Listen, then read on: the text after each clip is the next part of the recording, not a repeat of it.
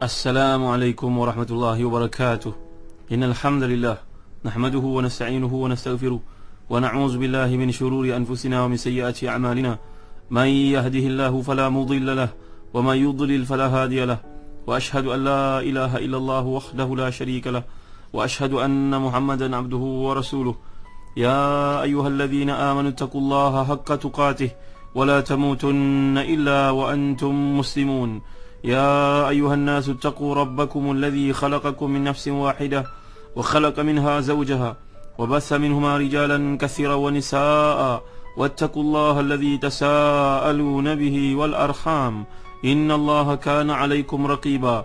يا أيها الذين آمنوا اتقوا الله وقولوا قولا سديدا يصلح لكم أعمالكم ويغفر لكم ذنوبكم ومن يطع الله ورسوله فقد فاز فوزا عظيما.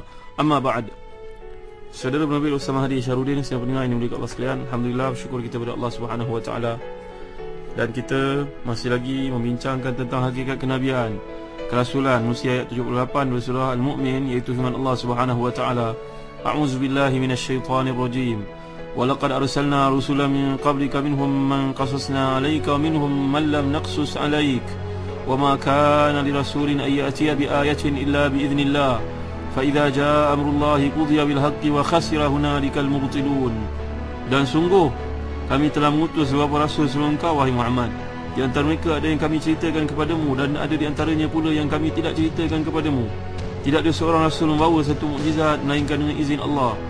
Maka apabila telah datang perintah Allah untuk semua perkara yang diputuskan dengan adil, dan ketika itu rugilah orang-orang yang berpegang kepada kebatilan. Selagi dimuliakan Allah sekalian, dalam kitab tafsir sebagai contohnya seperti dikemukakan oleh Ibn Abi Shaybah, riwayat Imam Ahmad daripada Abi Dzar Ghifari radhiyallahu an, bahawa beliau bertanya kepada Nabi sallallahu alaihi wasallam, "Qultu ya Rasulullah, kam adadul anbiya?" Qal 100,000 wa 24,000 124,000 orang Nabi. Ar-rusul min dhalika 300 wa 15. Ada para rasul pula jumlahnya 315 orang. Setengah mengatakan 313. Riwayat yang berbeza. Jamman ghafiran, bilangan yang cukup ramai. Riwayat ini daripada Abu Dzar dalam Musnad Imam Ahmad. Para pendengar yang dirahmati dan dikasihi Allah sekalian, 124,000 orang Nabi, 315 daripadanya merupakan rasul. Rasul lebih tinggi kedudukannya dari Nabi. Seorang Nabi belum tentu menjadi seorang rasul, tetapi seorang rasul adalah seorang Nabi. Sudah pasti dia menjadi Nabi terlebih dahulu. Para pendengar yang dirahmati dan dikasihi Allah sekalian, riwayat daripada Salman Al-Farisi radhiyallahu anhu pula bahawa Nabi ada 4,000 orang. Dan daripada Ali bin Abi Talib radhiyallahu anhu dan juga Ibnu Abbas radhiyallahu anhum ajma'in, bahawa Allah SWT telah membangkitkan juga di kalangan Habasyah, di kalangan As-Sudan, di kalangan golongan berkulit hitam ini pun ada yang menjadi Nabi. Allahu a'lam. Ini merupakan pandangan daripada Amirul Mukminin Sayyidina Ali karamallahu wajhah dan juga Ibnu Abbas radhiyallahu anhuma. Mereka merupakan jahabiyatul fuqaha, para sahabat yang cukup tinggi ilmunya. Jadi riwayat sampai kepada kita bahawa mereka berkata, sungguhnya ada juga Nabi di kalangan orang kulit hitam. Allahu a'lam. Yang pentingnya tuan-tuan, kisah yang kita bawa daripada Salman Farisi. Salman seorang yang begitu bersungguh-sungguh cuba mencari Islam itu. Berasal daripada keluarga yang kaya raya. Ayahnya merupakan orang yang dihormati dalam agama Majusi, tapi dia ambil langkah berani untuk mencari kebenaran, kerana kebenaran adalah satu fitrah, tuan-tuan. Dia akan sentiasa bergetar dalam hati walaupun manusia mengatakan sebaliknya. Al-khairu ma tma'annat ilahi nafsu wa tma'anna ilahi al-qalbu wa in aftaka an-nas wa aftawuk.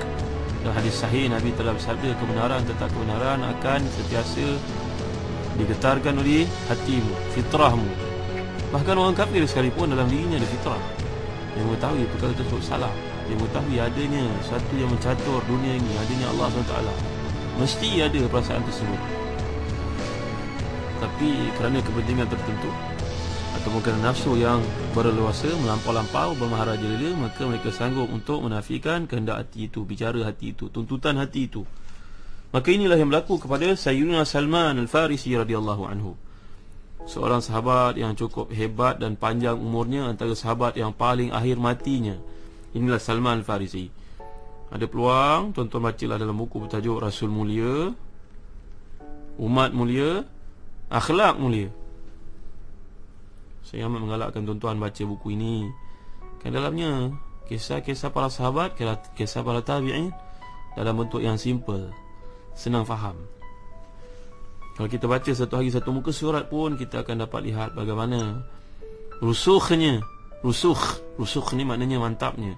Pendekatan di bawah, kena semuanya bersadurkan Quran dan hadis. Tuan-tuan dimuliakan Allah sekalian, Salman akhirnya telah diperdagangkan, menjadi hamba dia, ditipu oleh rombongan, disangkanya boleh membawa dia pergi ke kawasan yang banyak pokok kurma, iaitu Yathrib. Sebaliknya mereka telah memperdagang, memperjualnya. Jatuhlah dia ke tangan seorang Yahudi dari Bani Quraidah. Suatu hari ketika berada di atas pokok kurma, dia mendengar dialog di antara tuan dengan jiran. Datang seorang mengaku menjadi Nabi. Sekarang dia sudah berada di Quba.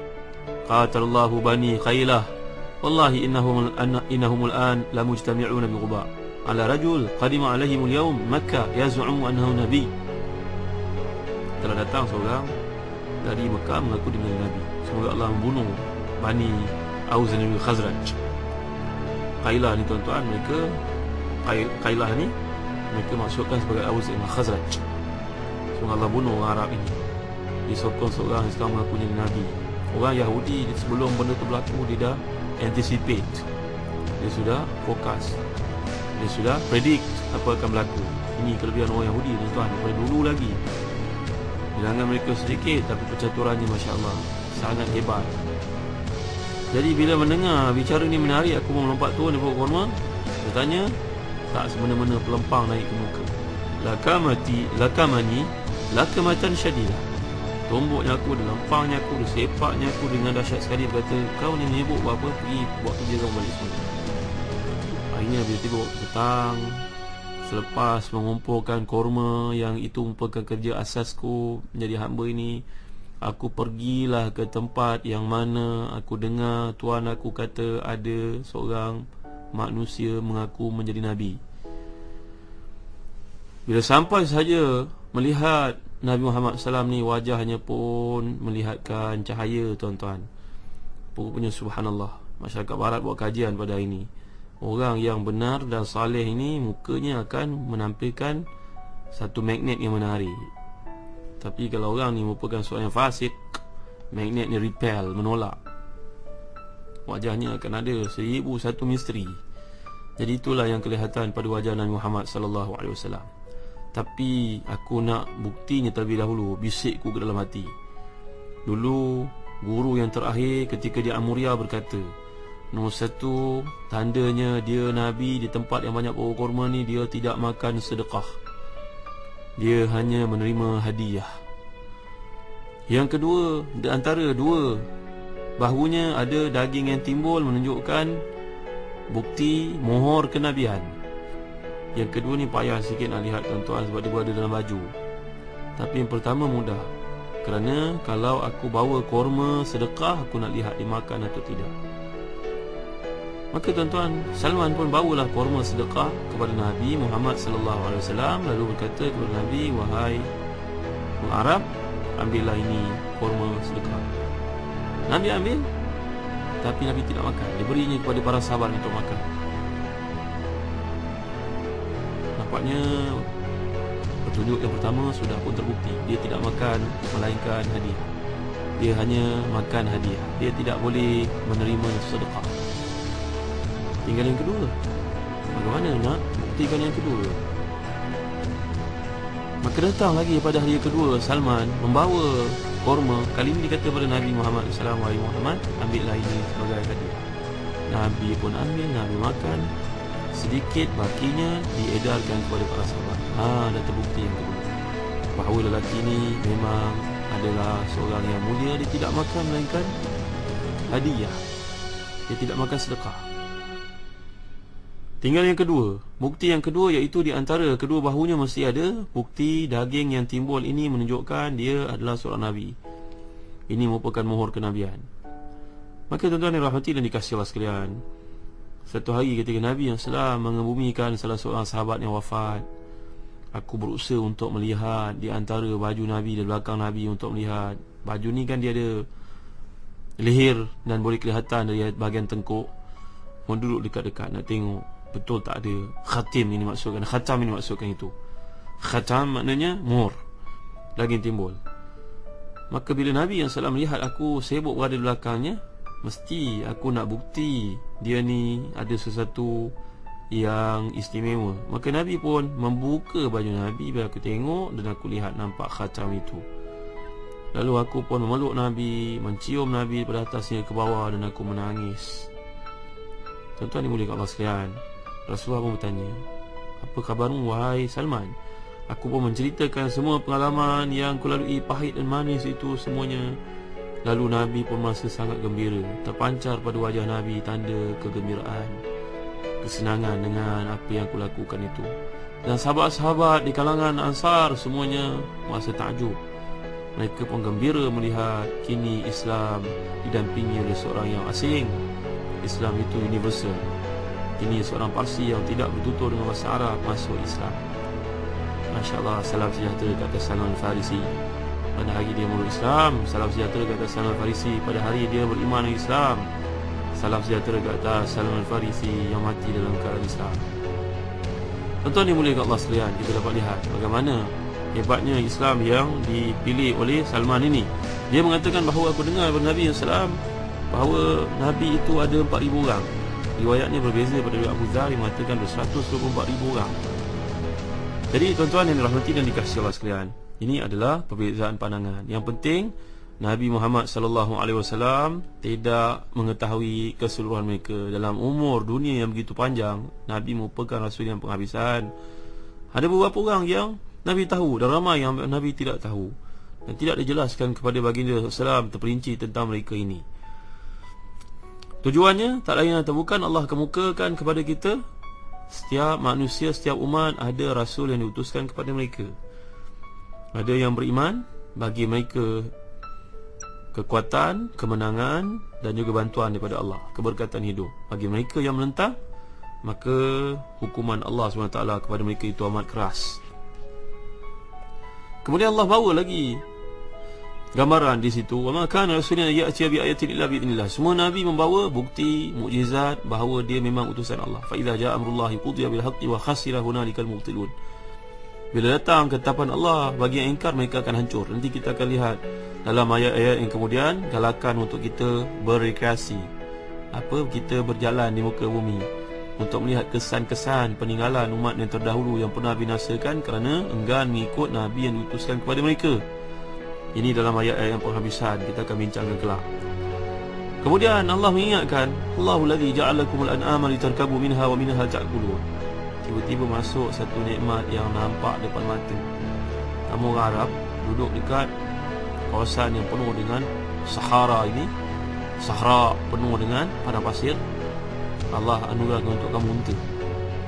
Bagi mereka yang duduk di kawasan bergunung ganang, ada bagai-bagai kenderaan yang sesuai. Kawasan yang penuh dengan padang ragut, ada kuda.